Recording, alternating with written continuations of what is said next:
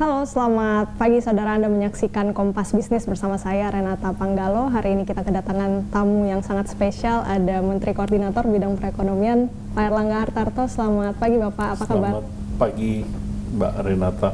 Alhamdulillah sehat.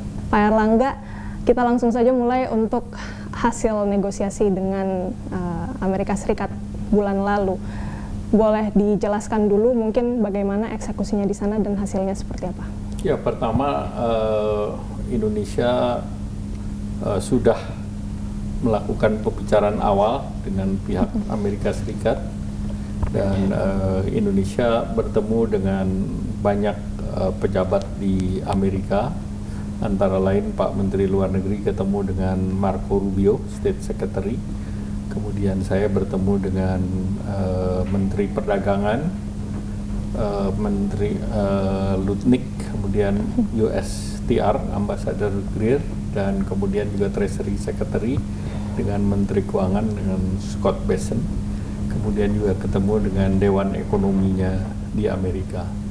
Nah, selain itu juga ketemu dengan para stakeholder, apakah itu di Amerika dengan korporasi, antara lain juga Google dengan Nike, Reebok, dan yang lain. Nah, hampir seluruh produsen aparel juga ketemu, demikian pula juga dengan perusahaan-perusahaan di bidang IT.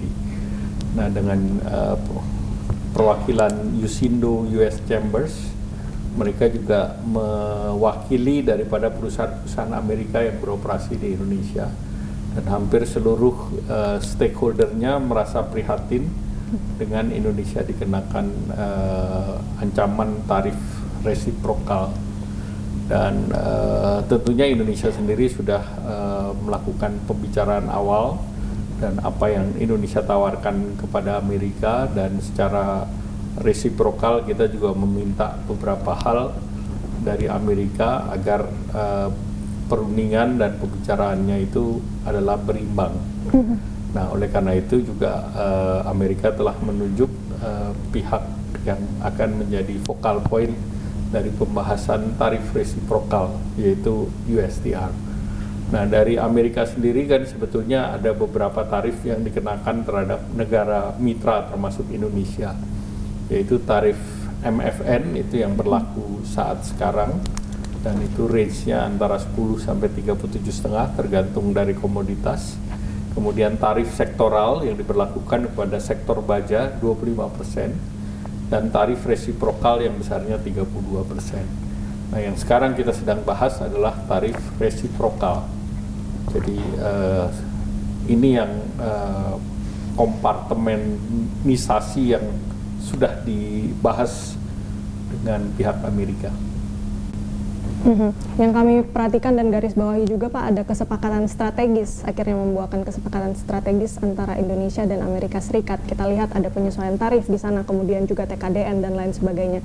Tapi yang ingin kami tanyakan sebenarnya Pak, dengan Indonesia yang sudah dikatakan first mover pada saat bernegosiasi dengan Amerika Serikat, apakah itu sudah menjadi jaminan kalau sebenarnya sudah menjadi sinyal positif Indonesia bisa dicabut atau setidaknya dikurangkan tarifnya? Karena Pak, gini, persepsi masyarakat saat berangkat itu 32% tarifnya, namun saat pulang malah industri tekstil dan beberapa industri lainnya ini mendapat tekanan 47% tarif.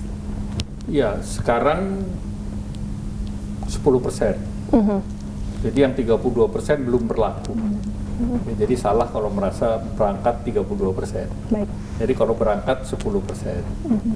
Nah, 90 hari lagi baru pemberlakuan tarif. Tetapi harus diingat tarif MFN ini tetap berlaku. Jadi ada yang tarif 10% ya ditambah 10%. Yang bertambah itu tarif minuman beralkohol. Ya, jadi kalau Kompas merasa naik 37, berarti sering minuman beralkohol. Itu ya 37 plus 10%. Di luar minol tidak 37%. Baik, tapi yang dilihat masyarakat juga sekarang kan berarti Pak, setelah melakukan negosiasi belum ada penurunan dari besaran tarif itu. Ya, pertama ini baru awal negosiasi. Yang 32 pun belum diberlakukan. Baik. Ya, yang berlaku hari ini yang sektoral 10%. Dan perundingan baru tahap pertama. Belum ada penandatanganan persetujuan terhadap pembahasan. Oke, tapi dengan sudah berjalannya negosiasi tahap pertama ini, apakah pemerintah Indonesia sudah mulai kembali berpikir gitu dengan manuver lain, misalnya seperti retaliasi untuk negara dengan seperti negara lain, atau mungkin bersekutu dengan? Ya, pertama negara-negara ASEAN sepakat untuk tidak retaliasi. Negara-negara ASEAN bersepakat. Kemudian kalau kita lihat negara lain seperti Jepang, Korea juga melakukan hal yang sama. Kemudian juga Australia, Singapura juga hal yang sama. Padahal mereka dengan Amerika perdagangannya Amerika yang positif 5%. Demikian pula dengan Singapura. Karena pembicaraan baru awal, ya belum ada langkah-langkah lanjutan. Dan ada 72 negara yang akan berbicara dengan Amerika Serikat.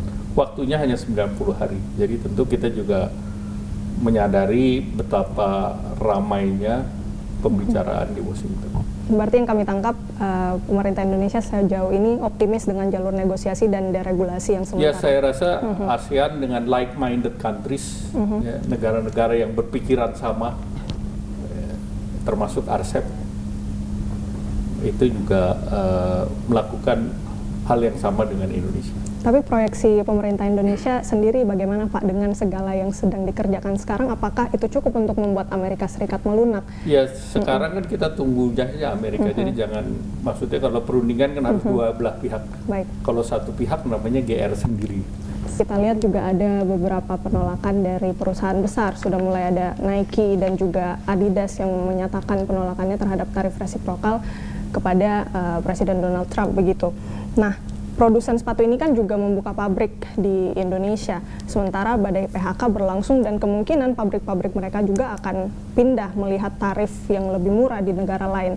Antisipasi dari pemerintah Indonesia melihat ini seperti apa? Pertama, yang dikenakan tarif semua negara.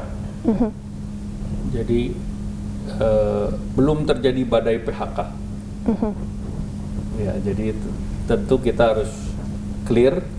Negara Indonesia mendapatkan tarif lebih rendah daripada pesaing kita di industri sejenis, yaitu Vietnam dan Bangladesh. Jadi tidak mungkin industri itu pindah ke tarif yang lebih tinggi. Nah, oleh karena itu kita meminta semuanya dengan Amerika level playing field. Kalau kita diberi tarif tertentu, maka kita minta agar tarif negara seperti lain seperti Vietnam maupun Bangladesh tidak lebih rendah dari Indonesia, sehingga tidak terjadi pemindahan pabrik yang seperti tadi Anda sampaikan. Nah, oleh karena itu kemarin kita juga sudah berkomunikasi dengan Nike, Adidas, Reebok, kemudian juga yang aparel. Nah, itu mereka juga concern mengenai tarif. Sifatnya saat sekarang mereka masih menunggu bagaimana hasil bicaraan masing-masing negara dengan Amerika Serikat. Kan ini juga berencana untuk mencari pasar baru ya di negara lain. Yang Indonesia sudah petakan di negara-negara mana saja, Pak? Ya, salah satu tentu negara-negara Eropa, kedua negara-negara anggota BRICS, ketiga pendalaman daripada anggota negara Regional Comprehensive Economic Partnership, yaitu ASEAN dengan mitranya Australia, New Zealand, kemudian juga Jepang, Korea. Nah, itu pasar yang cukup besar, plus China di sana. Selama isu ini bergulir kan yang sebenarnya Amerika Serikat inginkan adalah neraca perdagangan yang seimbang, dan tentu ini membutuhkan waktu yang lama dan juga akan menyebabkan penurunan surplus dari kita sendiri. Tidak ada semacam apa ya, itu menjadi warning juga nggak sih Pak untuk ya kalau misalnya kita terus-terusan menggunakan jalur negosiasi saja, apakah rela untuk ini melepas surplus-surplus itu? Ya, pertama surplus dan tidak surplus itu bukan merupakan tujuan dari perdagangan. Perdagangan itu tujuannya tentu membuka pasar dan juga saling mengisi. Jadi multilateral trade sesuai dengan rule of law. Perkara kita menjadi surplus itu kan karena competitive advantage dari kita. Nah tentu kalau Amerika kepingin balance, ya Indonesia bisa membalance dengan membeli barang lebih banyak misalnya dari Amerika. Nah itu salah satu strategi yang bisa dilakukan. Tapi hampir semua negara tentu akan berupaya untuk mengurangi trade imbalance mereka. Oke, baik Pak Erlangga, kita ke sorotan lain mengenai laporan yang dirilis oleh USTR beberapa waktu lalu. Akan sejauh mana Indonesia akan berkompromi? Tapi kita tahan dulu, Bapak boleh dijawab sebentar. Kita akan kembali lagi di Kompas Bisnis, tetap di Kompas Bisnis, saudara.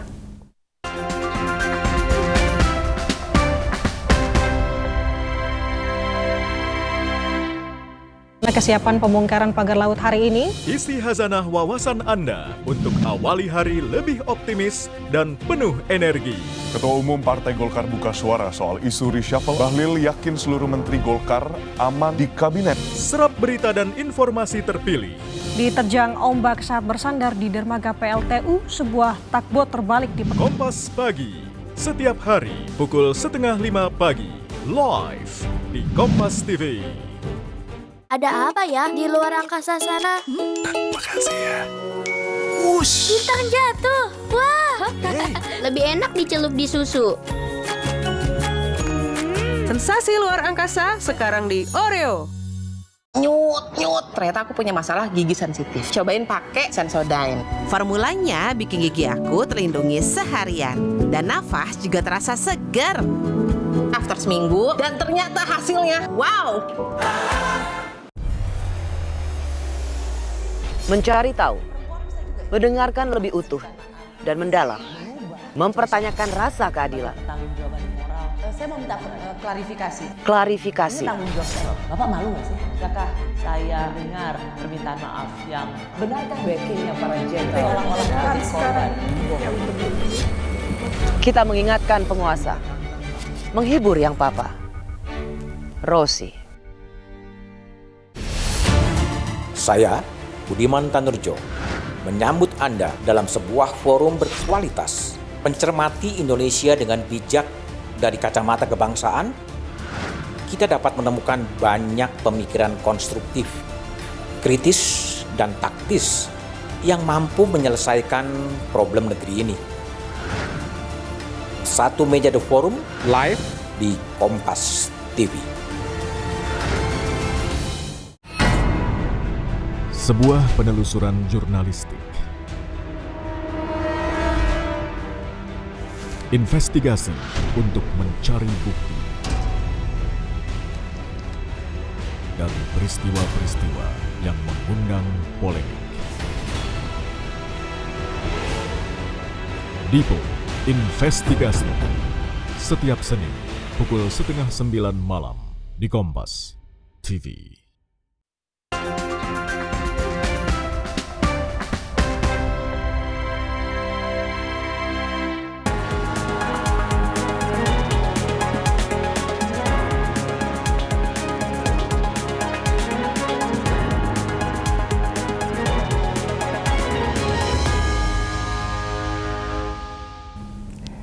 Anda masih bersama kami di Kompas Bisnis, saudara. Laporan USTR yang saya sampaikan tadi ada beberapa kebijakan dan masalah-masalah yang disoroti kemudian oleh Amerika Serikat yang tidak menguntungkan posisi dagang mereka. Sebelum kita masuk ke beberapa sorotan itu, Bapak, saya ingin tanyakan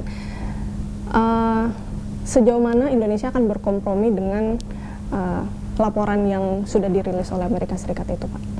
Ya, pertama ada beberapa hal yang beririsan dengan apa yang dinegosiasikan di dalam EU SEPA dan juga dalam deregulasi yang sedang digulirkan di dalam negeri, terutama juga dalam Indonesia masuk dalam aksesi OECD.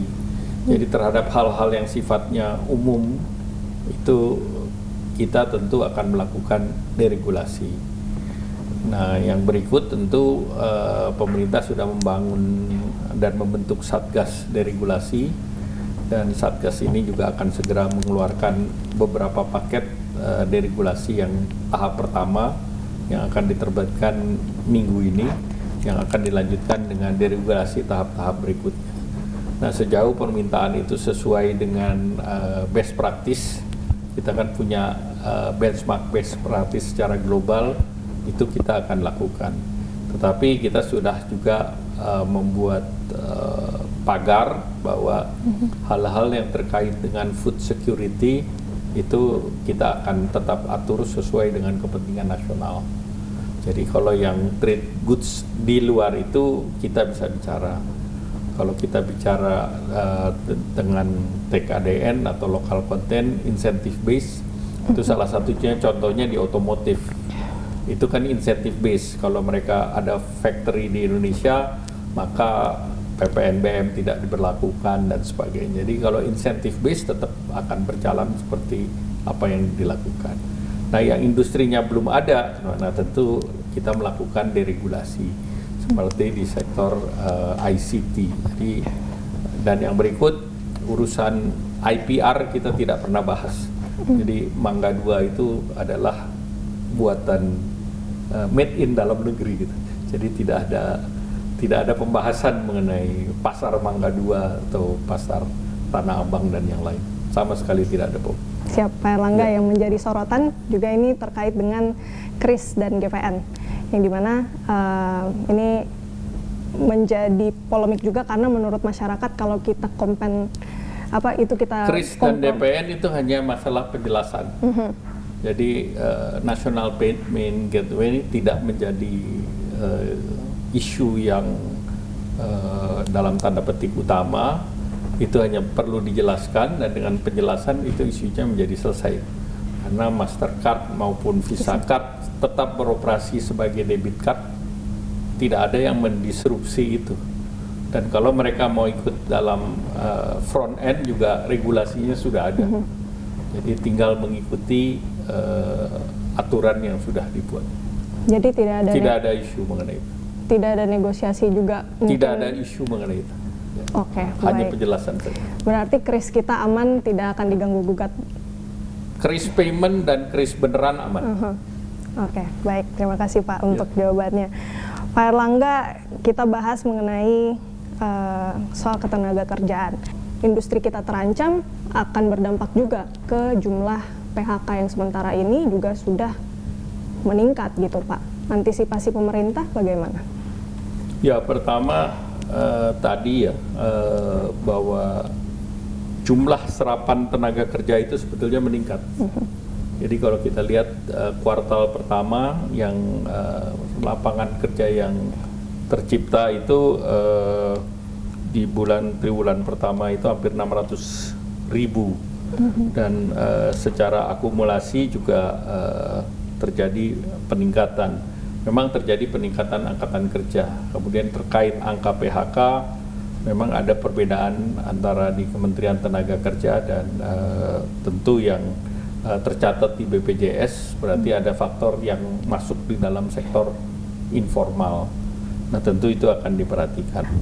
Kurang lengkap juga rasanya Pak ketika kita membicarakan soal dampak tarif resiprokal ini, kita tidak membicarakan juga bagaimana nanti nasib pertumbuhan ekonomi kita, karena secara langsung juga akan tetap berdampak ya Pak. Dan yang kita tahu memang sampai saat ini juga kalau kondisi ekonomi kita belum bisa dikatakan sepenuhnya pulih dari pandemi COVID-19. Sementara pertumbuhan ekonomi kita ini ditopang oleh konsumsi rumah tangga yang didominasi oleh kelas menengah, dan kelas menengah ini memperlihatkan adanya penurunan juga, bahkan sudah bisa dikatakan menjalar juga sampai ke kelas atas ini dampaknya. Dan baru-baru juga kemarin BPS mencatatkan pertumbuhan ekonomi 4,87%. Ini bisa dikatakan menjadi sinyal adanya perlambatan ekonomi. Respon Bapak untuk mengantisipasi perlambatan lebih lanjut dan juga untuk membantu mungkin insentif atau apa, bagaimana Pak? Ya, pertama pertumbuhan ekonomi kita memang di level yang lebih rendah 4,87. Namun ini relatif di antara G20 kita nomor 2. Nah, kita di bawah China. Dan di ASEAN kita juga nomor 2 di bawah Vietnam. Yang lain semuanya di bawah Indonesia. Jadi terjadi pergeseran global dari jumlah perdagangan secara keseluruhan yang terganggu akibat Trump tarif, dan ekonomi Amerika sendiri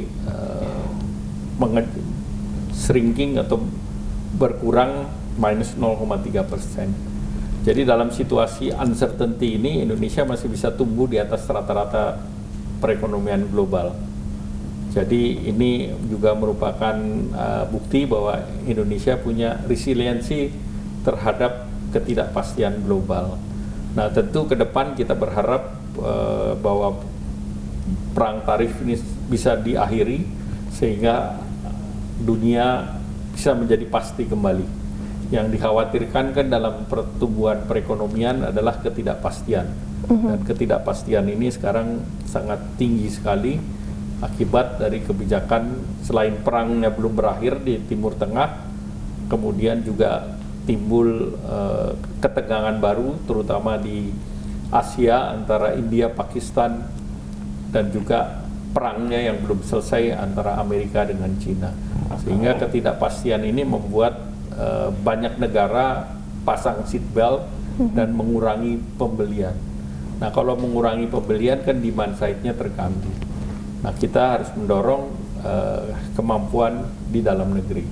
Nah, pemerintah mendorong beberapa insentif, termasuk untuk padat karya kan untuk gaji di bawah 10 juta PPh-nya ditanggung pemerintah.